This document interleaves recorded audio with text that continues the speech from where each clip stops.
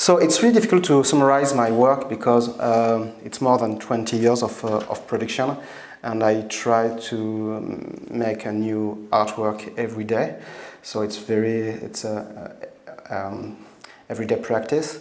But maybe there's 3 topics. I am really interested by the way the existence, the very intimacy existence exist on the network, on the web. I began to work on the web in '94, so the very beginning of the web for the public. So for me, the network is not something technological or instrumental or functional, but it's touch what is really inside us, something very anonymous in yourself, because when you feel yourself, in fact, you feel something very deep and very anonymous, with not your identity, it's something else. I'm very interested also by the concept of after us is what's happened after humanity, after the extension of humanity. It's one of my obsession, in fact. I can show you some artwork. And of course, the question of hyper-production. The way we are now, not in industrial way of production, but in something else, and something very hyper-productive. So, some work, maybe we can, we can switch off the light. So it's a work made with another artist, Dominique Sirois, and the name of the work is Memory Centers. The basis of this work is a huge database made in University of California of dream. So they make a compilation of I don't know 20,000 dreams, and so I create a software who create a new dreams on this basis, and find with keywords, find pictures on Instagram, on Facebook, and Google to illustrate the dreams. So in fact, it's create something like that, a very generative fiction.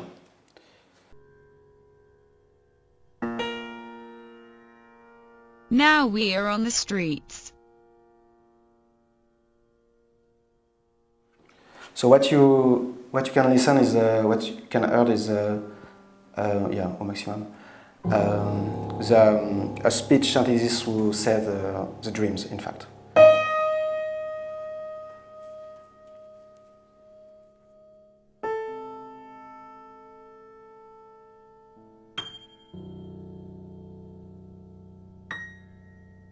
Then he says before he falls asleep, and while I am still busy with my children, there are days th.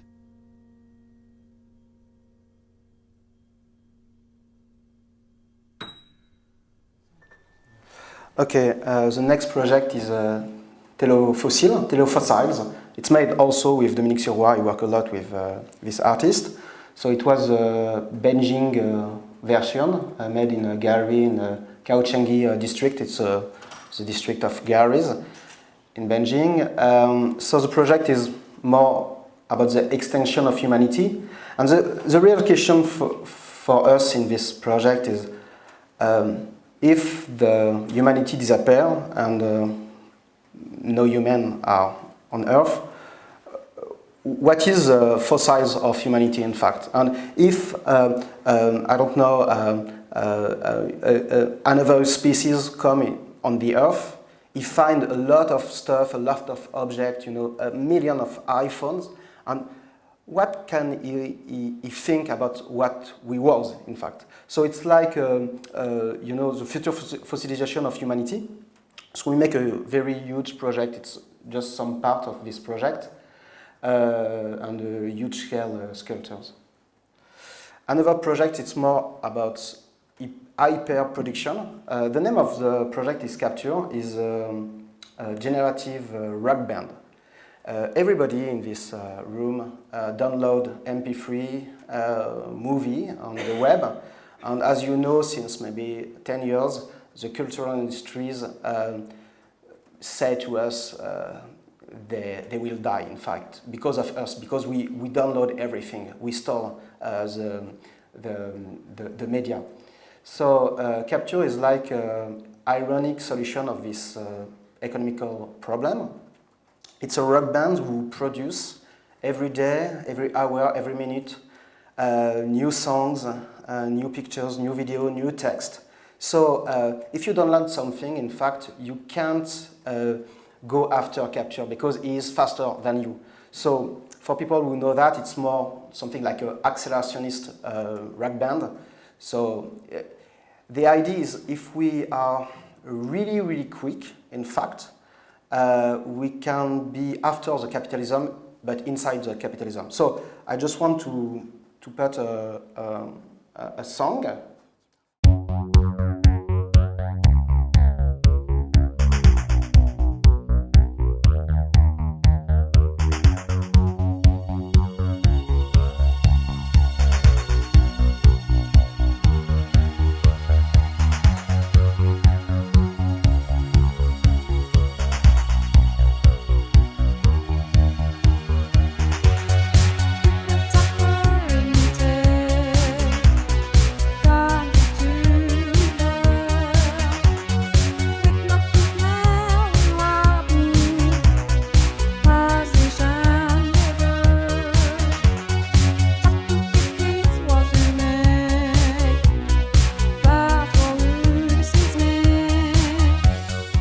So what is really important with this project is everything is generated by the machine, in fact.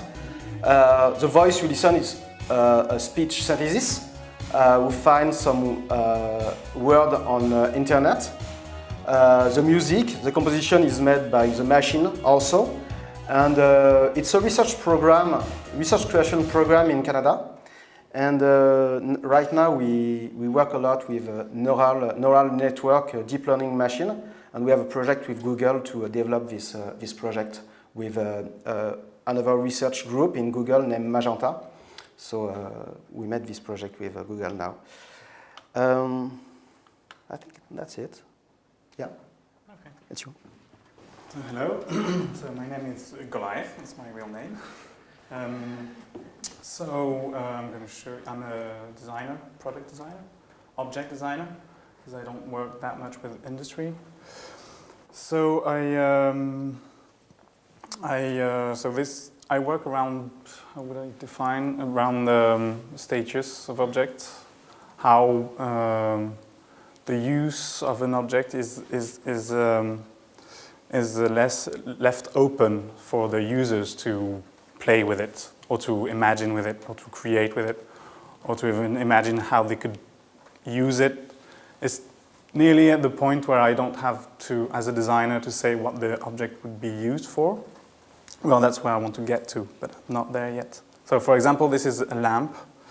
So everything is part of the same object, even the light source, which is at the left there. So you can play with all the objects, put them wherever you want. On the golden part is a reflector, and this is like the kind of object I like to do. This is a reflection about how you tidy up your mess. So it's just bells that you use to hide actually your mess. You don't actually tidy up. You bring the cupboard to the mess.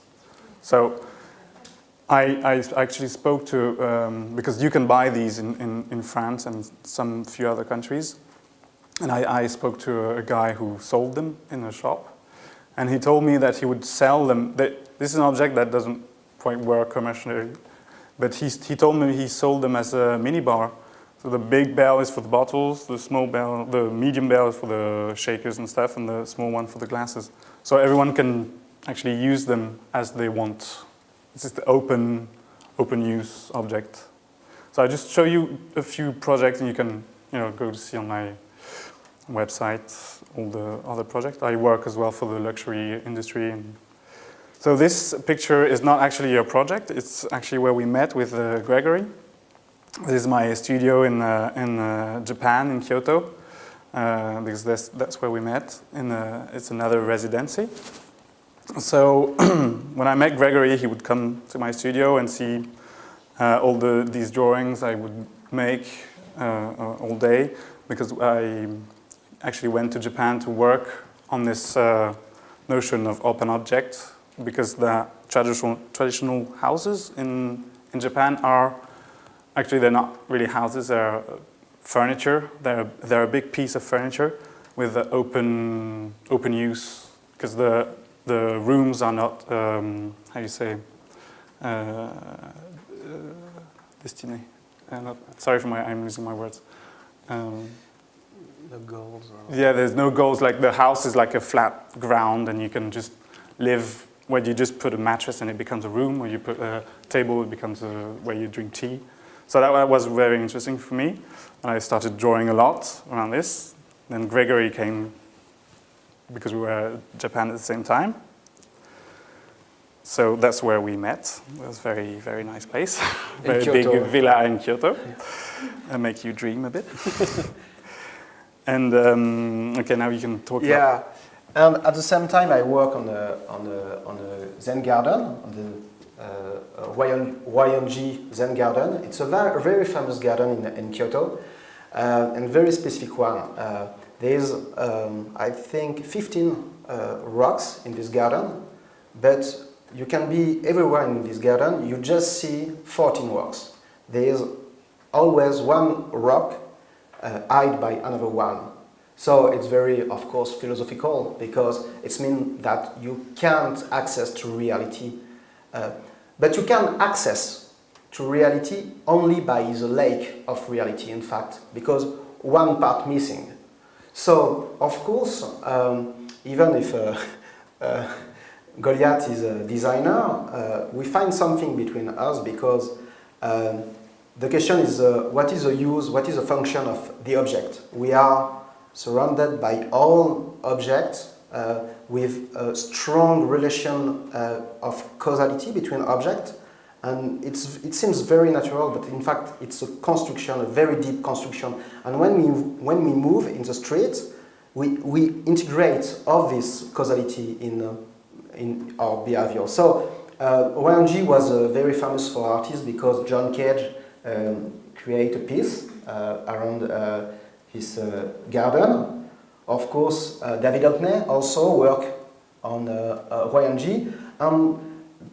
The work of John Cage and David Hockney was always something around the walking in the garden, in fact.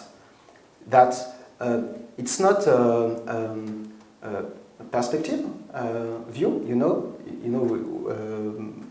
Albertinian perspectivist, Alberti is more, you must have many perspectives on this garden. So I make an artwork in Kyoto, named The Missing Place.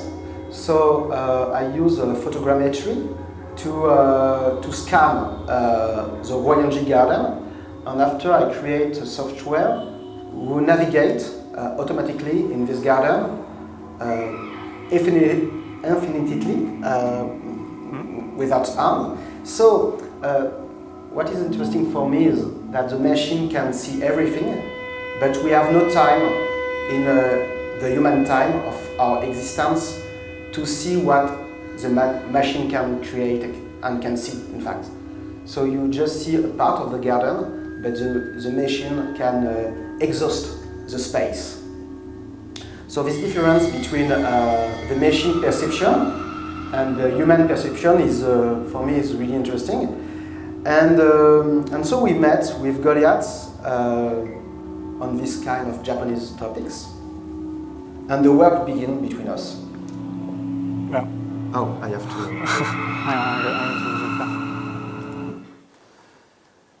Yeah, the last. This is the last object I'm going to talk about. It's because when we met with Grégory, we actually went to see the house I was working on, which is a famous house in Kyoto, a really old house. And the thing is that in the cultural history of Japan, there's no culture of furniture because they sit on the ground and they have very, very small furniture because of the earthquake, the thing falling on them. The only piece of furniture I found which is really traditional is this little shrines, like temple, which is an object they would have in the house. And what is I found very interesting, and this is quite the beginning of our talk with Grégory, is how the only physical furniture you could find in the house is actually an object that leads to another world, which is simultaneously in the physical world and in the world of the gods. Yeah, spiritual. Spiritual world. So, and then the work begins. So the idea is an object bigger inside than outside, in fact. So our project is called the Augmentation of Things. So first of all, we're going to talk about what is the augmentation. So here we are. You can speak about it. Yeah, maybe I can try. You know, of course, the big buzz since 2 weeks is Pokemon Go. It's really important because since 20 years, 30 years, we speak a lot about augmented reality, but right now it's become a very social and politics mass effect, in fact. So the question to understand why this game and not another game is so massive. It's in 2 weeks they win $7 billion. It's more traffic than in Twitter. So it's really crazy.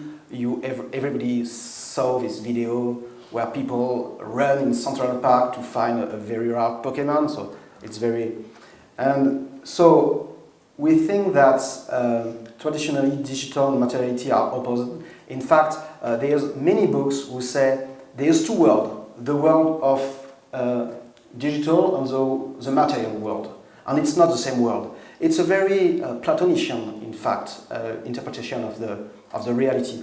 Because for us, for Goliath and me, of course, digital is a part of material. It's not something else. And what today innovation, and I think we are with Goliath enemy of innovation. I think a kind of. I create a concept, disnovation, to struggle against innovation. But what innovation try to do right now is to bond digital and materiality together to connect more and more. And so we have some example of augmented reality. So we have Pokemon Go. Of course, advertisements. You can find hotel, you can find restroom, and so on. So we know, everybody knows that. Of course, it's not science fiction, it's everyday life. Table again. Create world.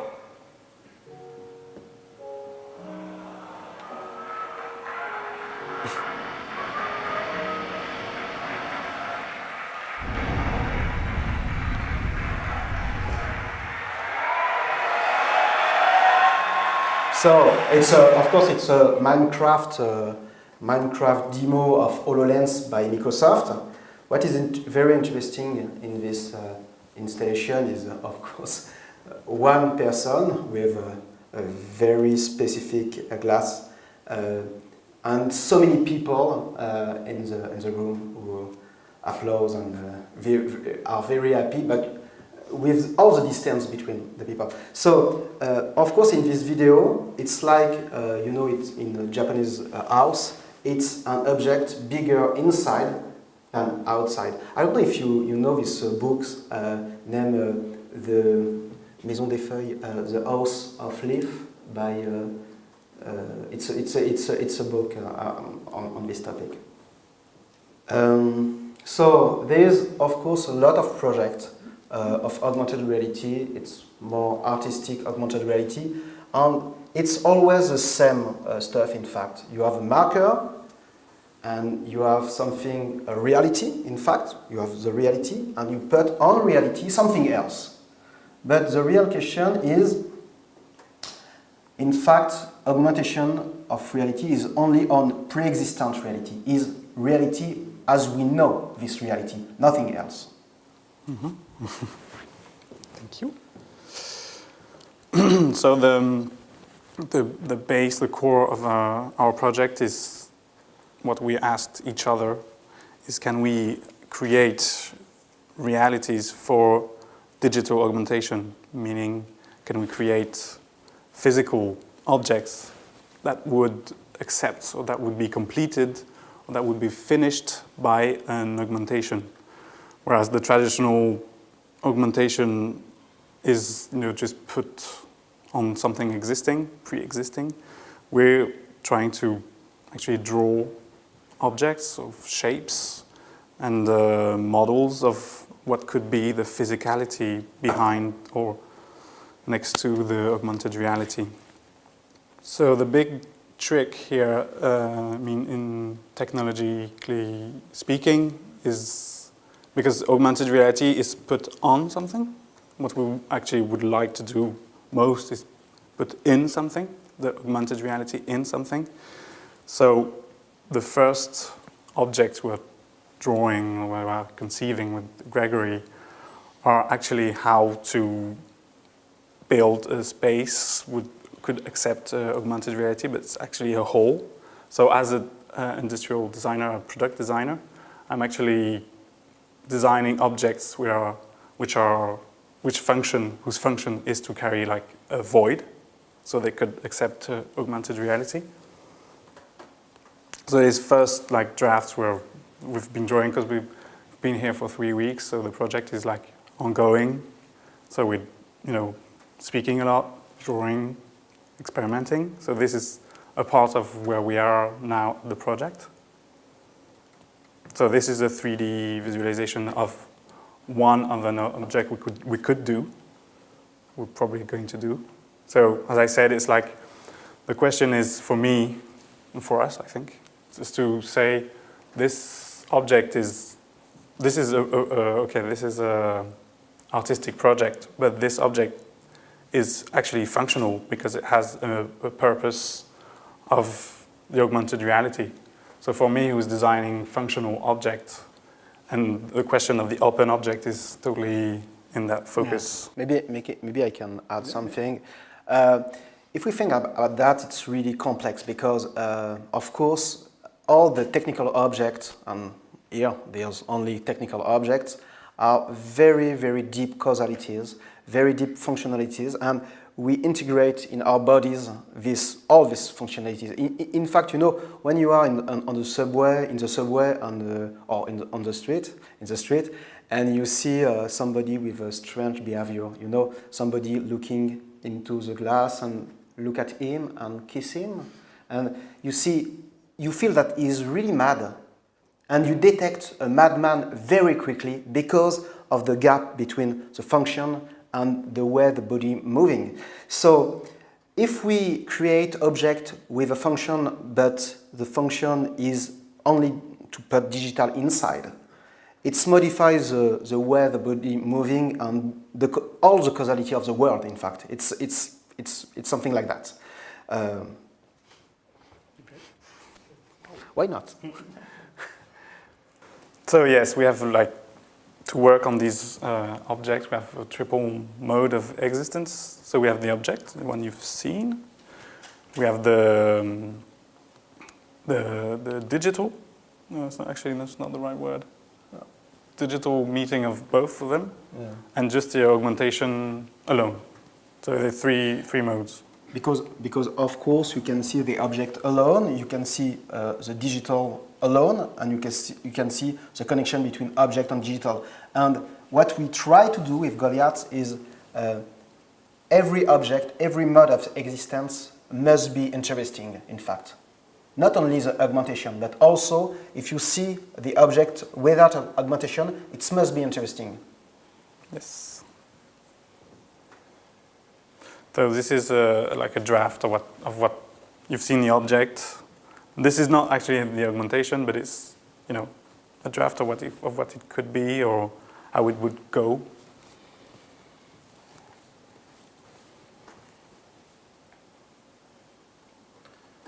Of course, you would never actually see this because you would see the object in the real life, yeah, with the augmentation.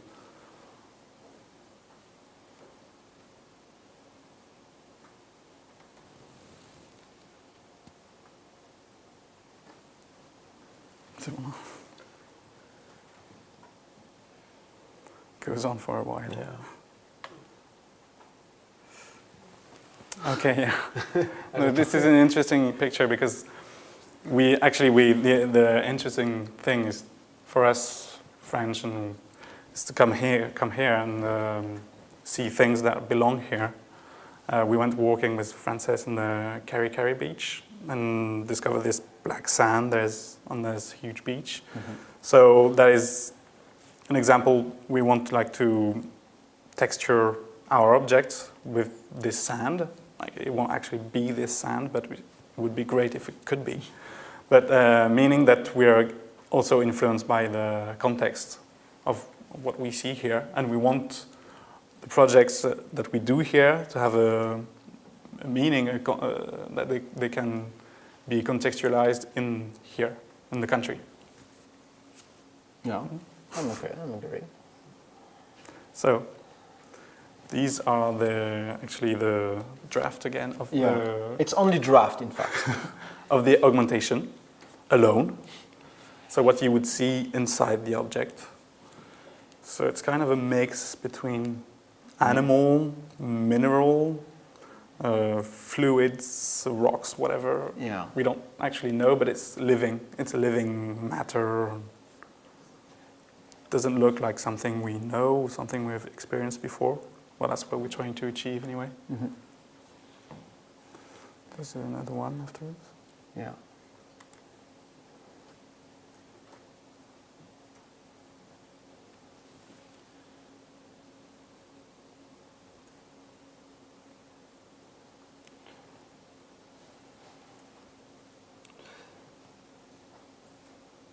So it's kind of a gross, kind of horrible, kind of what you don't know if you like this or if you dislike it. Yeah, and it's like what you see. It's like a skin, but the limits between inside and outside is not very clear.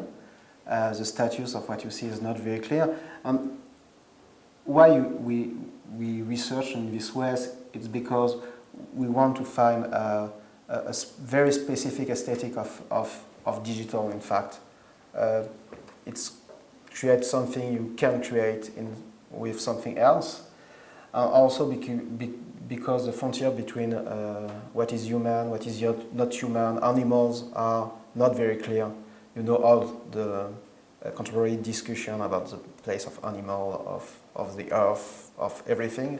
So we try to put a different kind of species in this augmentation.